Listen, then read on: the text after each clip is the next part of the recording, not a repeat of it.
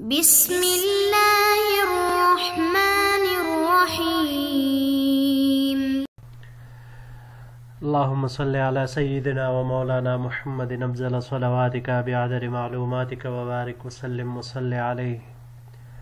بسم اللہ الرحمن الرحیم۔ عزیز طلباء کرام، مختارات من ادب العرب سے بحمد اللہ تعالی آج ہمارا سبق نمبر 115 ہے، اور جو مضمون شروع ہوا تھا کئی دروس سے سیدی احمد الشریف السنوسی رحمۃ اللہ علیہ، آج اس کا آخری حصہ پیش خدمت ہے، تو بڑھتے ہیں اپنے سبق کی طرف۔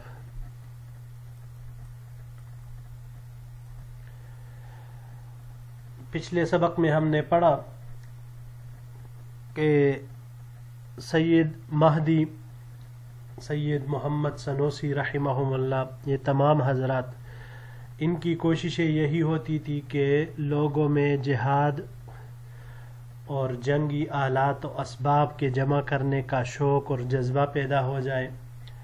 تو اسی کے سلسلے میں ذکر کیا کہ سید مہدی رحمۃ اللہ علیہ کے پاس اپنی بندوقیں تھی 50، اور اس طرح ایک دن انہوں نے ہفتے میں جمعرات کا دن وہ متعین کیا تھا، جس میں صرف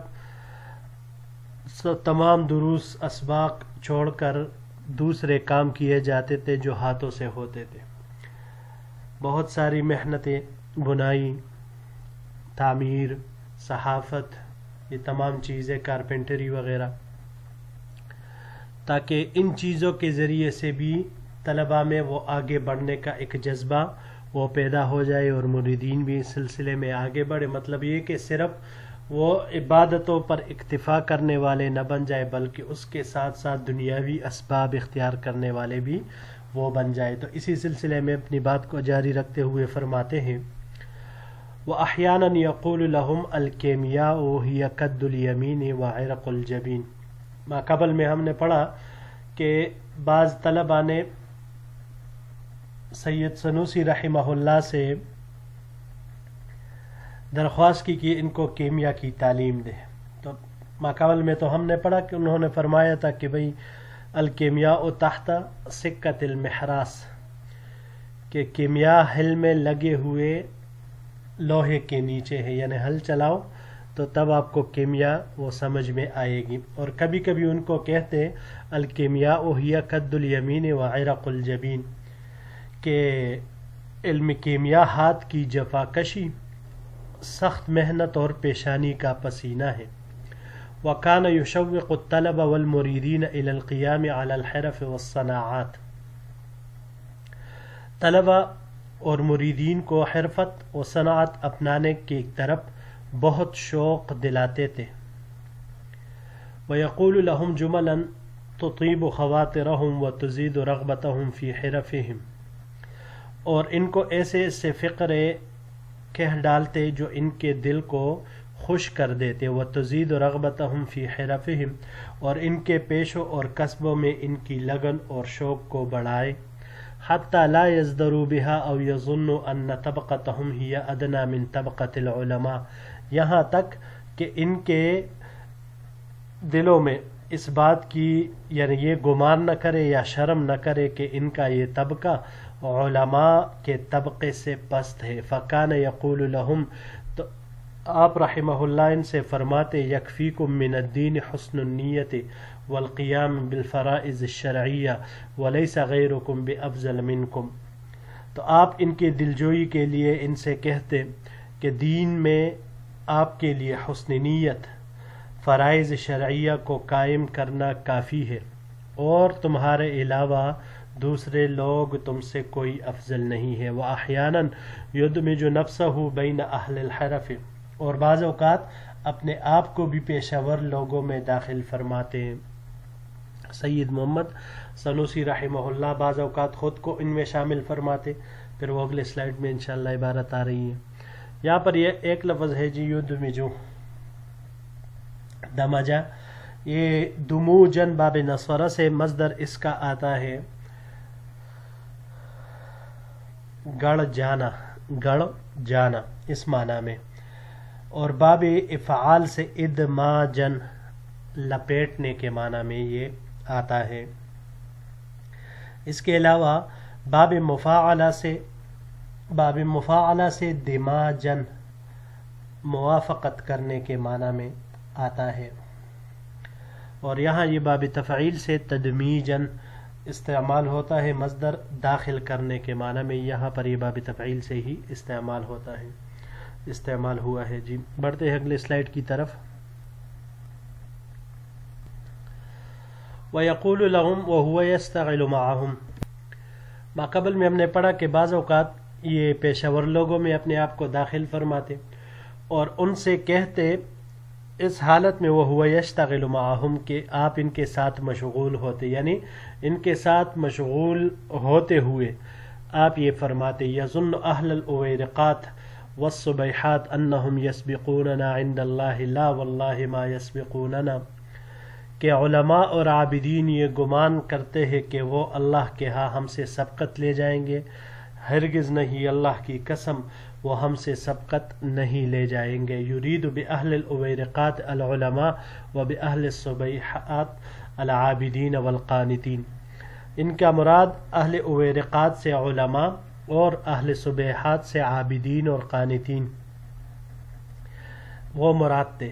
فَكَأَنَّهُ يُرِيدُ أَن يَقُولَ لِلْمُتَحَرِّفِينَ وَالصَّنَّاعِ لَا تَظُنُّوا أَنَّكُمْ دُونَ الْعُلَمَاءِ وَالزُّهَّادِ مَقَامًا بِمُجَرَّدِ كَوْنِكُمْ صَنَّاعًا وَعَمَلَةً وَكَوْنُهُمْ عُلَمَاءً وَقُرَّاءً. آپ رحمہ اللہ گویا کہ یہ چاہتے کہ ان کو یہ بتاتے کہ صرف حرفت و صنعت والوں میں سے کسی کو یہ گمان نہ ہو کہ تمہارے صنعتی اور مزدور ہونے کی وجہ سے تمہارا مرتبہ علماء اور زہاد سے کم ہوگا، اور ان کا علماء اور قراء ہونے کی وجہ سے مقام زیادہ ہوگا. ھذا لیزیدہم رغبۃ وشوقا ویعلم الناس حرمۃ الصناعۃ التي لا مدنیۃ الا بها.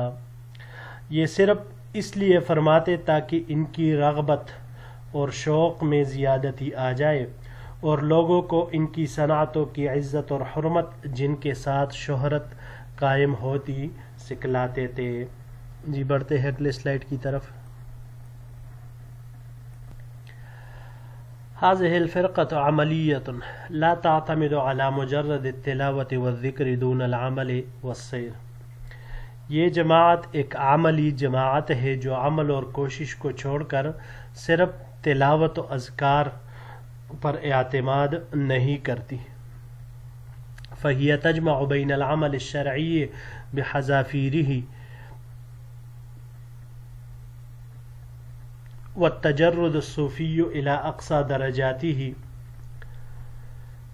عمل شرعی کو جنگجوؤں اور محض صوفیہ کے درمیان اس کے تمام اسرار اور رموز انتہائی کمال درجے کے ساتھ جمع کرتی ہے. وتنظم بین الظاہر والباطن نظما لم یوفق الیہ غیرہا. ظاہر اور باطن کو اس طرح پھروتی ہے کہ کسی دوسری جماعت کو اس طرح توفیق نہیں ہوئی. ويظهر أن مؤسسي هذه الطريقة السيد محمد ابن علي ابن السنوسی. آگے پھر یہ اگلے سلائیڈ میں آ رہا ہے. جی اچھا جی، اس میں یہ ایک ہی لفظ ہے حذافیر، مفرد اس کا حذفار آتا ہے، آمادہ جنگ ہونے کو کہا جاتا ہے. ويظهر أن مؤسسي، یہ اس کے ساتھ لگا لیں گے، ظاہر ہوتا ہے کہ اس طریقے کو ایجاد کرنے والے سید محمد ابن علی ابن سنوسی وولدیہ السید المہدی والسید الشریف وکبار اعوانہم مثل سید احمد الریفی وسید عمران ابن برکہ وسید احمد الطواطی وسید عبد الرحیم ابن احمد وسید عبداللہ السنی وسید ابی القاسم العیساوی وغیرہم كانوا على أخلاق عظيمة ومدارك سامية تدل عليها أقوالهم وأفعالهم. یعنی ظاہر ہوتا ہے کہ اس طریقوں کو ایجاد کرنے والے محمد ابن علی سنوسی، ان کے دونوں بیٹے اور یہ تمام حضرات جن کے یہ نام شامل ہم نے یہاں پہ پڑھے کہ یہ تمام حضرات بڑے با اخلاق اور قابل فخر حواس والے تھے، اور اس بات پر ان کے اقوال اور افعال دلالت کرتے ہیں. حدثني سيدي احمد الشريف ان عمه الاستاذ المهدي كان يقول له. شکیب ارسلان رحمہ اللہ فرماتے ہیں کہ مجھے سید احمد شریف رحمہ اللہ نے فرمایا کہ ان کے چچا جان استاذ مہدی رحمہ اللہ نے ان کو فرمایا لا تحقرن احدا لا مسلما ولا نصرانیا ولا یہودیا ولا کافرا لعله يكون في نفسه عند الله افضل منك. کہ میرے چچا نے مجھے کہا کہ تم ہرگز کسی کی تحقیر نہ کرو، نہ کسی مسلمان کی، نہ عیسائی کی، نہ یہودی کی، نہ کافر کی، شاید کہ وہ اپنی ذات کے اعتبار سے اللہ کے نزدیک تجھ سے زیادہ فضیلت والا ہو.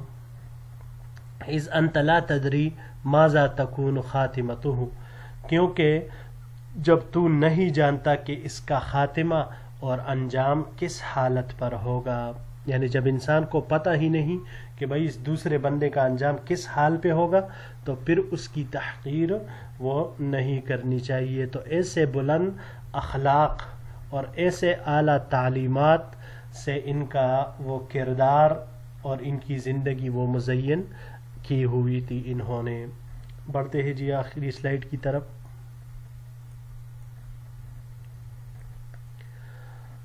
وبمثل هذه الآداب كانوا يأخذون أولادهم ومريديهم فكان من هؤلاء أقطاب وأبطال.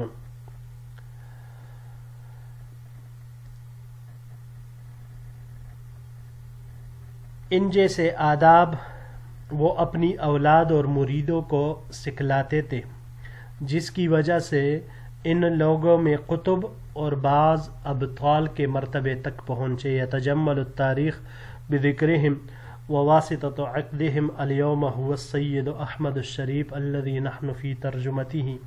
تاریخ ان حضرات کے ذکر سے مزین ہو گئی، اور آج بھی ان میں سے سب سے افضل، سب سے زیادہ فضیلت والے سید احمد شریف رحمہ اللہ ہے، جن کے حالات ہم لکھ اور پڑھ رہے ہیں. وقد ظرف السید المشار الیہ علی الخمسین. سید موصوف یعنی سید احمد رحمہ اللہ اس وقت تقریباً اس کی عمر 50 سال سے بڑھ چکی ہے. ولیکن ہیئتہ لا تدل علی وصولہ الی ہذہ السن. لیکن ان کی ظاہری ہیئت سے یہ معلوم نہیں ہوتا کہ یہ اتنے عمر کے ہیں. لندرۃ الشیب فی شعرہ، کیونکہ ان کے بالوں میں بڑھاپا بہت کم ہے، یعنی سپیدی بہت کم ہے. وہو رائع المنظر، اور وہ بہت ہی خوش منظر. بہی الطلع، خوش طبع. عبل الجسم، بڑی جسامت والے. قوی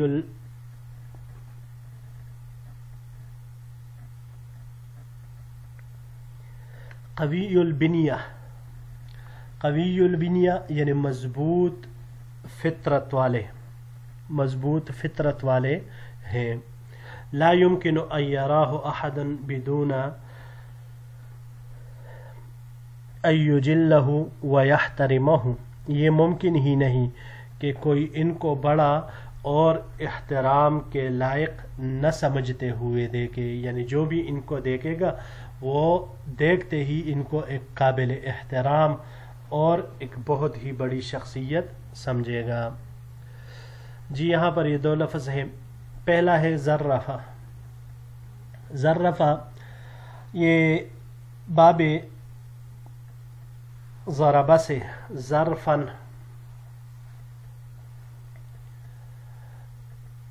بہانے کے معنی میں آتا ہے. اس کے علاوہ اس کا مصدر ظرفانن بھی آ سکتا ہے اور ظریفن بھی آ سکتا ہے. سست چال چلنے کے معنی میں ظریفن ہو تو پھر وہ بہنے کے معنی میں آتا ہے، اور اس کو اگر باب تفعیل سے لیا جائے تظریفن تو تظریفن یہ زائد ہونے کے معنی میں آتا ہے۔ آخری لفظ ہے جی عبل الجسم۔ عبل اس کی جمع عبال آتی ہے، یہ باب کرما سے عبولن موٹا ہونے کے معنی میں یہ آتا ہے، اور عبلن باب سمعہ سے اگر آ جائے تو بھی یہی اسی معنی میں استعمال ہوگا، اور باب افعال سے اگر اس کو لیا جائے تو باب افعال سے اعبالن یہ موٹا ہونے کے معنی میں، سفید ہونے کے معنی میں یہ آتا ہے۔ جی عزیز طلباء کرام، الحمدللہ اللہ کے فضل و کرم سے یہ سبق مضمون بھی اپنے اختتام کو پہنچا۔ انشاءاللہ العزیز زندگی رہی، عافیت اور سلامتی رہی تو ایک نئے درس کے ساتھ، ایک نئے مضمون کے ساتھ پھر آپ کی خدمت میں حاضر ہوں گے۔ السلام علیکم ورحمۃ اللہ وبرکاتہ۔